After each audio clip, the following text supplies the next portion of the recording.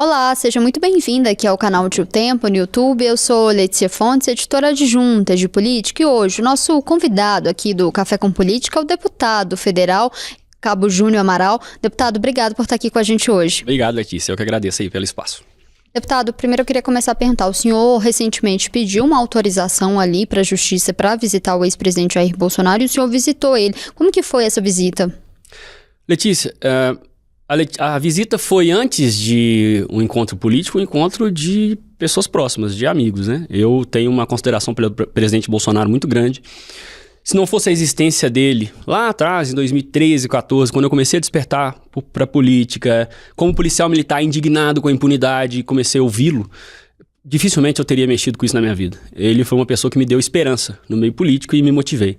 Então, se não fosse ele, nem deputado eu seria, certamente. E eu acompanhei desde o início, né, toda a perseguição dentro do seu mandato e, pior ainda, pós-mandato. A minha visita é muito mais de cunho humanitário, né, para poder prestar solidariedade a um homem que está sendo amplamente injustiçado de maneira covarde, né, por pessoas que têm usado o aparato estatal para perseguir um oponente político. E a gente está próximo ali numa data do julgamento, né, do STF sobre o processo ali de tentativa de golpe de Estado, né, vai acontecer na próxima terça-feira, no dia 2. Nessa conversa, né, nessa visita que o senhor teve ali com o ex-presidente, ele está focado em alguma outra estratégia ali para o julgamento? Letícia, 90% do tempo que eu tive com ele, a gente falou de coisas aleatórias. E eu fiz questão de não puxar assunto político em respeito a toda a pressão que ele está sofrendo e também a todo o assédio. Qualquer pessoa que chega perto do presidente Bolsonaro quer ouvir dele opinião, o que ele tem pensado, como vai ser, expectativa. E a minha visita não era momento para nada disso. Nós falamos de coisas muito aleatórias, até de relacionamentos a gente falou falou de futebol, de política foi muito pouco. E ele tá tranquilo? Ele tá tranquilo quando eu levo em conta como estariam as outras pessoas. Ele é mais forte do que a maioria das pessoas que eu conheço. Então, nesse sentido, sim. Mas, claro, muito mais abatido do que se estivesse em liberdade com seus direitos garantidos. A gente teve na última semana ali a Polícia Federal divulgando algumas mensagens, né, entre o ex-presidente, o filho dele, o Eduardo Bolsonaro, e o pastor Silas Malafaia. Como que o senhor acompanhou essas últimas mensagens ali, do teor dessas mensagens? Se isso pode ali, na avaliação do senhor, agravar a situação ali do ex-presidente ou não? Se inclusive ajuda? Basta as pessoas raciocinarem um pouquinho para entender qual é o resultado desse vazamento. É um vazamento seletivo, isso é inquestionável. E vazaram para prejudicar a imagem do presidente Bolsonaro, do Eduardo ou do Silas Malafaia. E isso que foi divulgado é o mais grave que foram encontrado em conversas privadas. Então basta raciocinar e entender que não há nada além do que o próprio presidente Bolsonaro relata, além do que o próprio Eduardo Bolsonaro já tem falado publicamente. E eu entendi que uma outra tentativa foi de descredibilizar o pastor Silas Malafaia enquanto o líder religioso, porque ele tem uma conversa mais firme ali, vou repetir, privada com o presidente Bolsonaro, e fala palavras ali que normalmente você não vê um pastor dizendo, mas enquanto pastor. Ali é a conversa ali também de dois amigos que eu vejo como natural, apesar dele reconhecer que não deveria ter falado aquelas palavras, mas eu sinceramente vejo como natural e nada demais. E qual que vai ser a estratégia? A gente viu a oposição fazendo ali uma obstrução física ali no Congresso, né? Pedindo ali a questão do PL da anistia. A gente viu que o Hugo Mota não cedeu em relação a isso e deu já entrevistas falando que não deve pautar essa questão da anistia. Qual que vai ser a estratégia da oposição? Ele vai pautar, mas ele não poderia dar o braço a torcer e dizer que foi por conta da nossa obstrução. E por nós tudo bem, não tem problema. E aí, nesse caso, a gente tem que ter um pouquinho mais de paciência aí para as próximas semanas para isso acontecer. É a minha convicção. Eu fiz parte dessa obstrução. O senhor acha que deu certo essa obstrução? Sim, tem convicção que deu certo, principalmente pelas coisas que a gente vê de bastidor. Nem tudo que se fala publicamente nem tudo que se fala publicamente corresponde à realidade do que está acontecendo e das tratativas, né? Eu participei dessa obstrução com a consciência tranquila, disposto a enfrentar qualquer coisa. Por quê? Nas reuniões de líderes, o certo seria ele respeitar o maior partido que tem na Câmara, ele respeitar a oposição. E quando se monta a pauta, os maiores partidos são ouvidos para saber o que vai para a pauta. E o PL vem sendo desprezado pelo presidente Hugo Mota na sua principal pauta. Ele argumenta que não, já atendi em outras coisas, beleza, mas não é a prioridade. Então, houve primeiro um desrespeito do presidente da Câmara para depois sim haver uma reação física da obstrução à mesa diretora da Câmara dos Deputados, como vocês viram nas últimas semanas. Ia perguntar como que o senhor tem avaliado ali a gestão do presidente Hugo Mota, né? Não é consenso ali entre os parlamentares, né? A posição dele, né? Ele é alvo ali de muitas críticas, diz que ele promete, não cumpre. Como que o senhor avalia? O Hugo Mota está numa posição muito difícil, né? Logo após ser eleito, ele começou a ser alvo do próprio STF. Por quê? Para sempre ficar com a faca no pescoço dele. Quando ele manifestou recentemente, há uns 3 meses talvez, que sinalizou que pautaria a anistia, dias depois, operação da PF na prefeitura do seu pai, lá na Paraíba, né? Que é o estado dele. Então isso se mostra claramente um freios e contrapesos completamente contaminado, de um rabo preso com o outro. Isso não pode acontecer. Isso fere que lado o Hugo Mota tá na avaliação do senhor? Hugo Mota tá do lado dele próprio. Então ele tá protegendo o próprio rabo contra o STF. Como eu te disse, ele começa a sinalizar que vai pautar anistia, que é um clamor das ruas.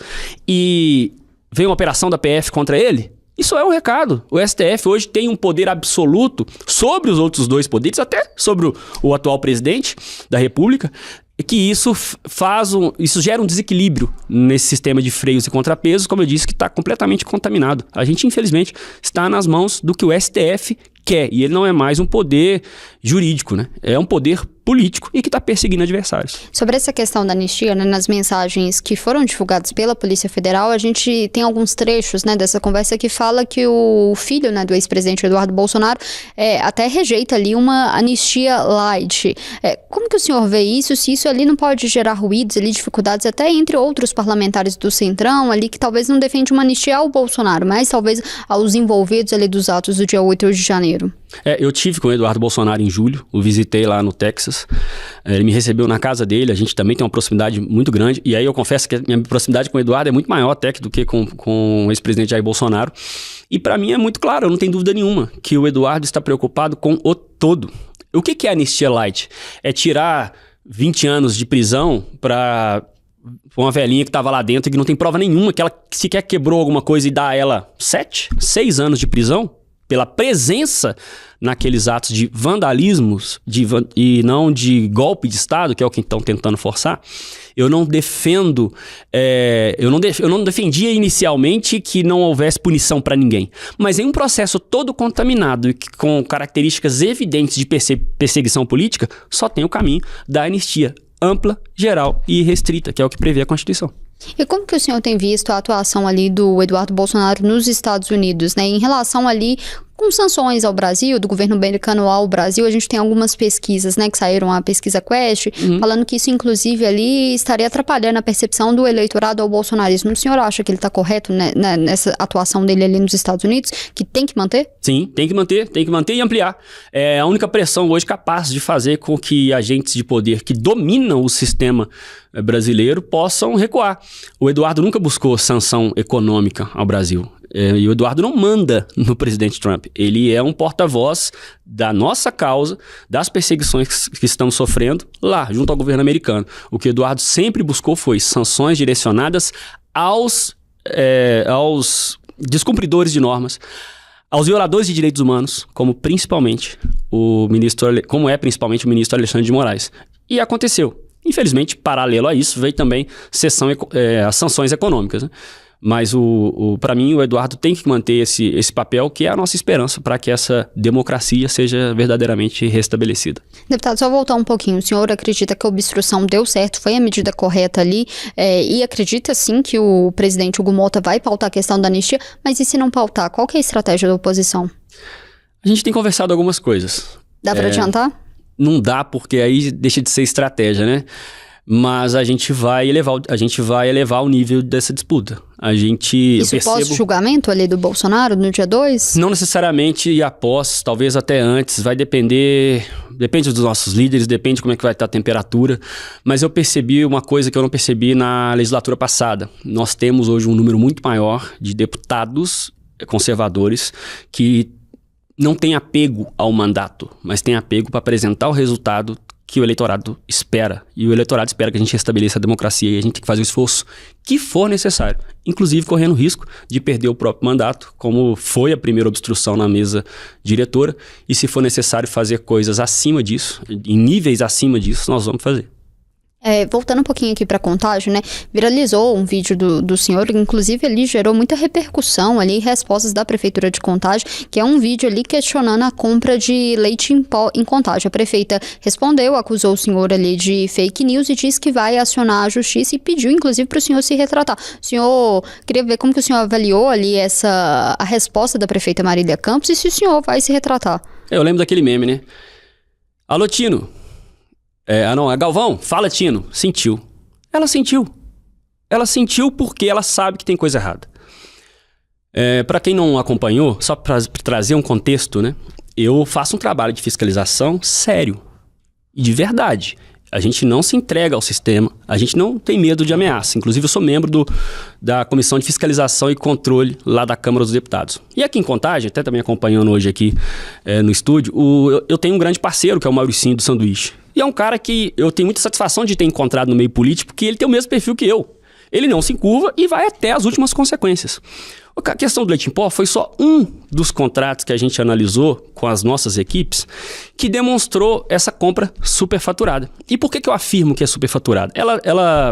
O ponto principal é que o contrato menciona aquisições de pacotes de 400 gramas de leite em pó por R$ 51,02 e não menciona a unidade de quilo, que é o que a prefeita tem argumentado. A prefeita fala que é 1 quilo esse valor pago. Se for 1 quilo, já está o preço bem acima de mercado. A própria Prefeitura de Contagem pagou aproximadamente R$ 37,00 em leite em pó no ano passado. E o leite não inflacionou isso tanto. Mas ela menciona que é um recurso vindo ali de um incentivo do governo federal de compra ali para a agricultura familiar, que esse Sim. preço é mais elevado. Que se ela não comprasse, inclusive, ela tem que devolver esse recurso. Como que o senhor vê isso? As regras prevêem que o preço, independente se é da agricultura familiar ou não, ele não pode fugir do preço de mercado.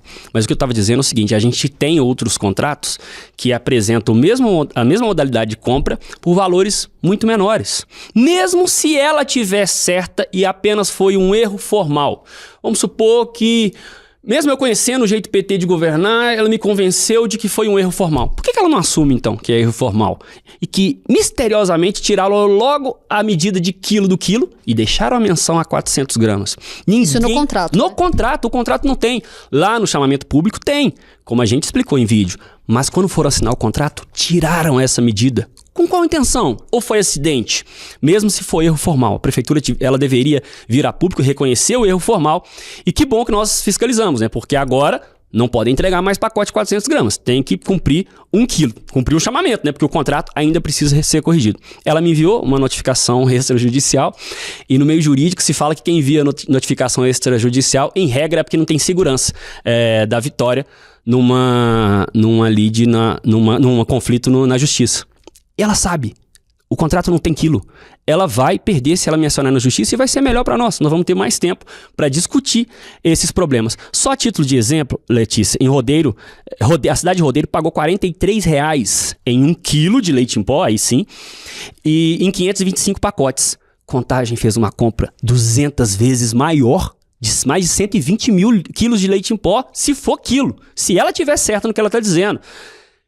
E mesmo assim, pagou quase R$10 mais caro, ainda, se tiver havido apenas o erro formal, tomara que tenha sido, porque o prejuízo vai ser menor. Mas mesmo assim, são quase R$2 milhões de superfaturamento se comparar ao preço que a cidade de Rodeiro pagou. Esse argumento ali de ser da agricultura familiar não convence o senhor, então? Não, porque outros contratos também são pagos da agricultura familiar com valores muito mais em conta. Mas o foco da nossa discussão, do nosso questionamento, da nossa fiscalização é a ausência da unidade de quilo em contrato, que permite sim que o fornecedor entregue apenas unidades de 400 gramas. Porque o contrato está falando assim, você não compra um terreno e no contrato não coloca a medida desse terreno. Ah, o contrato faz referência ao que está lá no cartório. Não, o contrato tem que ter medida. Isso é importante para o contrato. Inclusive está lá na nova lei de licitações, 14.133, no artigo 92, que são necessários no contrato o objeto e seus elementos. Isso não tinha no contrato, portanto, para mim, um claro indício de possibilidade de fraude, de superfaturamento e de desvio.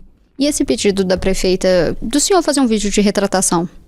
vou responder ela hoje nas minhas redes sociais. Se você quiser assistir, vai estar lá. E falando um pouco sobre a gestão da Marília Campos, né? O senhor disputou com ela no último ano, né? A prefeitura, como que o senhor tem avaliado essa gestão? O jeito PT de governar, ele é muito típico, né, do modelo brasileiro, né?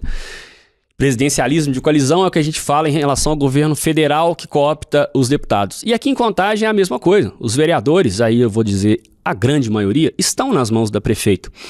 Vou te dar um exemplo. O líder de governo que fez a defesa dessa questão do leite em pó na semana passada, em plenário, a associação ligada a ele, que inclusive tem o nome da avó dele, salvo engano, recebeu, só esse ano, mais de 8 milhões de reais de repasse da prefeitura.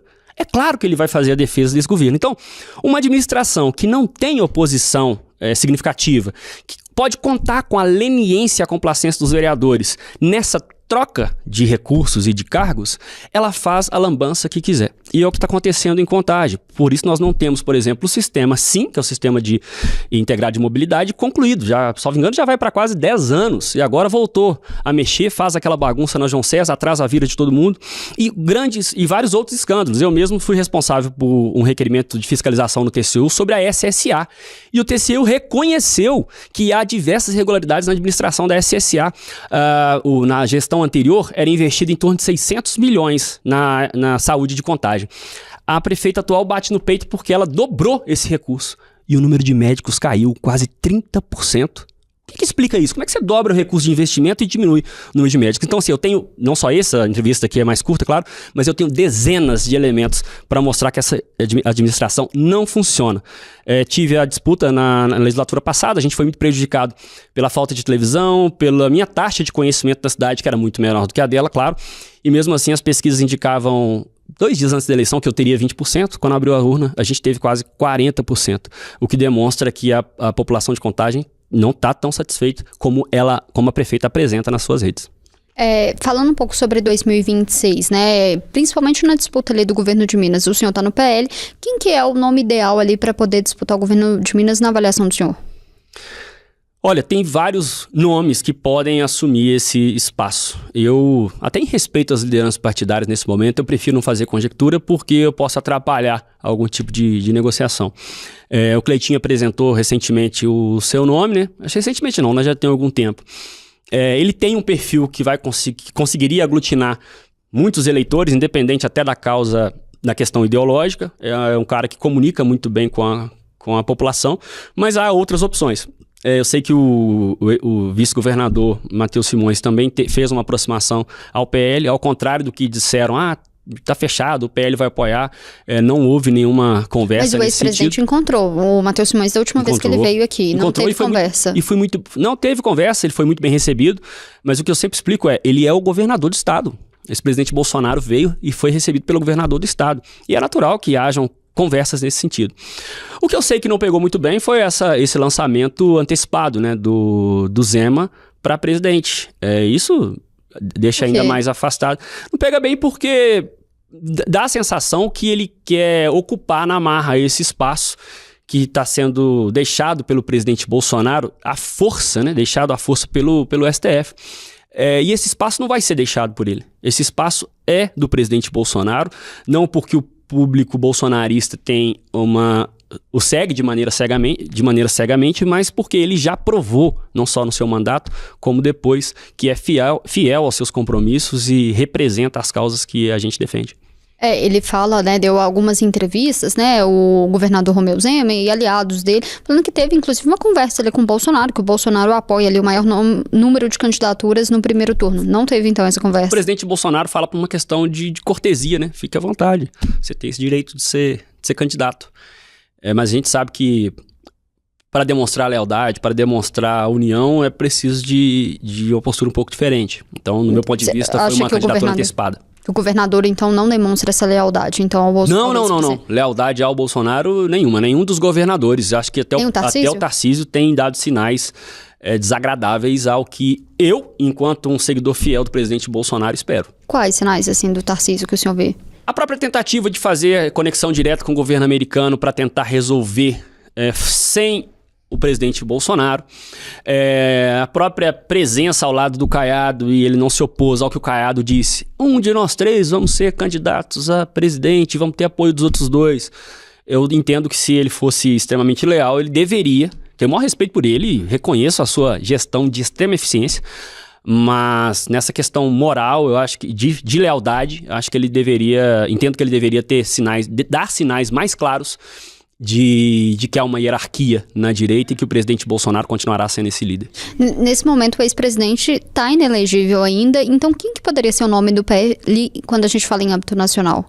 Eu ainda prefiro não tratar de outro nome enquanto houver esperanças. Nós tínhamos o atual presidente preso há pouco mais de um ano antes da eleição.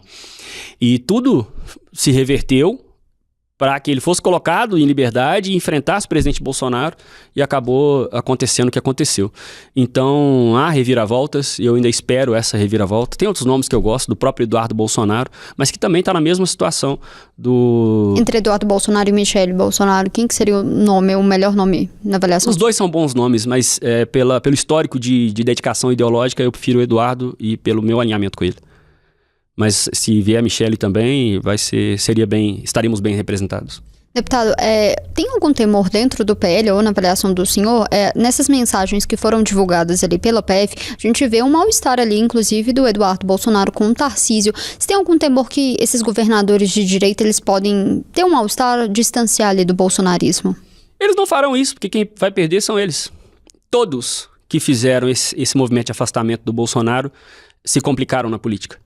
Todos. Eu duvido que você me apresente um só nome de relevância nacional, de projeção nacional, que tenha feito esse movimento de afastamento, que começou a criticar o presidente Bolsonaro e se saiu bem, e aumentou popularidade, e aumentou o número de votos. Cito aqui Joyce Hasselmann, a deputada mais votada da história, a mulher mais votada da história para deputada federal, em 2018, traiu, fez um movimento de extrema ganância, e eu acompanhei isso de perto, porque eu era da bancada do PSL também, e na eleição seguinte, mesmo tendo lá, eu não vou lembrar o número ao certo, mas, salvo engano, mais de 1 milhão de votos.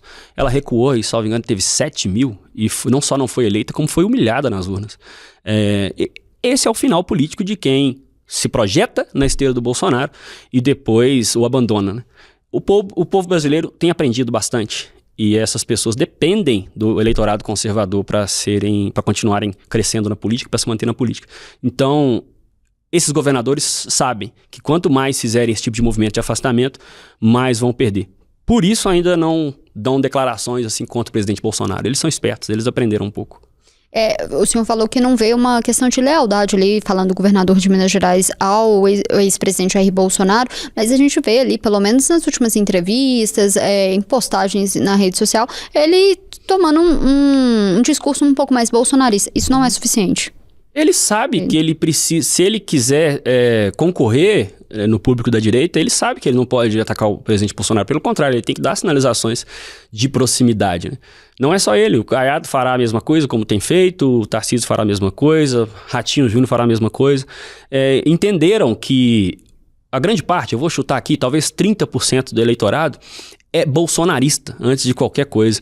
Quando eu falo bolsonarista, não é nem que está respirando política todos os dias, mas que já entendeu pelas informações que tem, pelas informações que busca, que o presidente Bolsonaro é a referência para a mudança. E a gente vê, falando um pouco ainda de disputa 2026, no PL a gente vê ainda uma disputa ali dentro do partido com alguns nomes em relação ao Senado. Quem que é o melhor nome na avaliação do senhor? A gente vê algumas notícias falando ali de pesquisas internas do PL, apontando inclusive o presidente do partido em Minas Gerais, Domingos Sávio. Se é ele o melhor nome, quem que o senhor defende? Em relação à pesquisa, é natural esses momentos, né? Várias pesquisas vão surgindo, hora encomendada por um, hora encomendada por outro.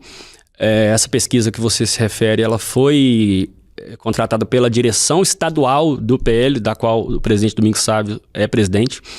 Há uma chance considerável de o PL lançar 2 nomes em Minas, e nessa configuração... Isso não atrapalharia ali uma articulação ali para o governo do estado? É coisa de se analisar mais próximo da eleição, mas o presidente Bolsonaro e nós, que estamos nessa batalha no nível nacional, a gente está priorizando a ocupação do Senado Federal, porque é a esperança que a gente tem de ter maioria e fazer uma limpa aos ditadores do STF. Acredito que se impeachment pelo menos o Moraes, os outros os outros que estão afrontando a Constituição se recolhem à sua postura institucional e não política, né, como estão fazendo. Me perdi onde a gente estava. Senado. Dois nomes, Pesquisa, então, do PF Então eu entendo que se forem dois nomes, o presidente Domingos Sávio tem uma chance muito grande de ser esse candidato, mas em sendo um nome só, eu tenho convicção, e posso apostar com qualquer um, que ele já está escolhido e é o Cristiano Caporizo, deputado estadual. Por que ele já está escolhido? O porquê eu não posso dizer. São coisas de bastidor, mas eu sou capaz de apostar com qualquer um. Desafio qualquer um, que o nome já está escolhido e será ele. É um cara extremamente leal, tem compreensão ideológica, está nessa há muitos anos, não entrou na política por meio de sindicato, por meio de classe, por meio de outras batalhas que não a retomada cultural que a gente precisa, que não aquilo que o professor Olavo de Carvalho nos ensinava também. E ele conquistou também a confiança do presidente Bolsonaro, né? Ele não só tem virtudes para assumir esse posto, porque vai precisar de muita coragem, não pode ter rabo preso com o STF, porque também chega lá, o STF bota a faca no pescoço, como eu estava dizendo agora em relação ao Mota, e a pessoa muda, né? Na hora que pensa em família, pensa em ir pra cadeia, a pessoa muda. Então, o Caporizo é um cara que eu tenho convicção que vai cumprir esse papel representando a direita em Minas Gerais, e eu tenho convicção que o nome dele já está escolhido. Se for um só, vai ser ele. Se forem dois, acredito que o presidente Domingos Sávio... Tem chance de ser dois nomes? Tem uma chance considerável de ser dois nomes. E aí não apoiaria ninguém, o governo do estado? Neste caso, haveria uma composição um pouquinho diferente. E como eu te disse, eu prefiro esperar chegar perto, até para não atrapalhar também as articulações. E em relação aos planos políticos do senhor no ano que vem, vai candidatar à reeleição? Quais são os planos? Eu tomei um puxão de orelha aí em relação à minha intenção de me candidatar a deputado estadual. Então, eu estou no momento ainda de indefinição. Porque tinha expectativa, né, do senhor sair para deputado estadual e o Caporizo deputado federal. Isso não vai acontecer? É possível que não aconteça dessa forma. Mas ainda, como não está cravado, eu ainda prefiro esperar um pouquinho. De qualquer forma, a gente vem para uma candidatura legislativa estadual ou federal no ano que vem. E em relação a 2028, né? O senhor disputou aqui a Prefeitura de Contagem, ainda mantém esse desejo de 2028 disputar a Prefeitura de Contagem também? Eu não tenho obsessão nenhuma em ser prefeito de Contagem, assim como não tenho obsessão de ser deputado, claro. Mas eu tenho obsessão pela mudança. E a gente precisa ver nomes que possam representar a verdadeira mudança, né? Então, se tiver nome que represente a verdadeira mudança em Contagem em 2028... eu posso apoiar também, até porque pretendo estar em mandato, né, como deputado. Mas em não havendo, meu nome vai estar à disposição do público de Contagem, porque... Tem algum outro nome, a não ser o nome do senhor? Tem, o próprio vereador Mauricinho, para mim é um nome que desponta e que tem provado para a sociedade de Contagem que não vai se entregar e que vai manter com a mesma postura que ele sempre se dispôs. Então, não só ele, eu acabei de citar ele como um dos exemplos, né? Mas podem aparecer outros nomes. A gente precisa ter convicção. No meio político é difícil, ter convicção que a pessoa não vai mudar, ter convicção que não vai fazer coisa errada. Mas uma coisa é certa, o jeito PT de governar a gente não aceita mais em Contagem, não. Espero que esse seja o último mandato dessa turma. Deputado, já caminhando para o final, eu sei que o senhor falou que ainda tem muitas articulações acontecendo, mas PL apoiar ali Matheus Simões, tem alguma chance? Neste momento, eu não vejo chance. Neste momento. Eu não sou líder partidário, né? Tô falando como um mero espectador, vamos dizer, das conversas. Há um distanciamento nesse momento aí, acho que talvez pelo lançamento da candidatura do governador. Deputado, só uma última pergunta, né? Como espectador também, como uma pessoa, como o senhor mencionou, que tem um relacionamento ali mais próximo com o Eduardo Bolsonaro, realmente tem um mal-estar ali entre a família Bolsonaro e o Tarcísio, como a gente viu ali nas mensagens da PF ali de mal-estar mesmo ali, de não apoiar ali as ações que o Tarcísio tem feito? A gente tem que lembrar quem era o Tarcísio, né? Antes do Bolsonaro. É um profissional extremamente qualificado, conhecedor da sua área, mas ele foi projetado porque o Bolsonaro não fez aquele jogo do toma lá da cá. Ele foi alçado na vida política porque o presidente Bolsonaro não quis entregar o ministério tão importante da infraestrutura a um partido político. Ele foi pensado em meio a técnicos que não tinham expressão política alguma e colocado no cenário nacional e teve oportunidade de fazer o seu bom trabalho. Você acha que vale uma gratidão maior? Sem dúvida. Vale uma gratidão, inclusive de manifestação diária. Vale a gratidão de trabalho pela anistia, um trabalho mais efetivo e manifestações mais intensas, mais claras, focado na anistia, focado na reivindicação do que está acontecendo com o presidente Bolsonaro. Deputado, queria agradecer a sua presença aqui hoje, sempre muito bem-vindo também, voltar outras vezes. Eu que agradeço, Letícia, e se me permitir convidar sua audiência aí para nos acompanhar nas redes sociais lá, @JuniorAmaralDM no Instagram. Nosso trabalho, principalmente fiscalização em Contagem, mas pelo Brasil também vai continuar. A gente fica por aqui, mas você acompanha esses e outros conteúdos aqui no canal otempo.com e no portal também otempo.com.br. Até mais. Obrigada, deputado. Foi ótimo.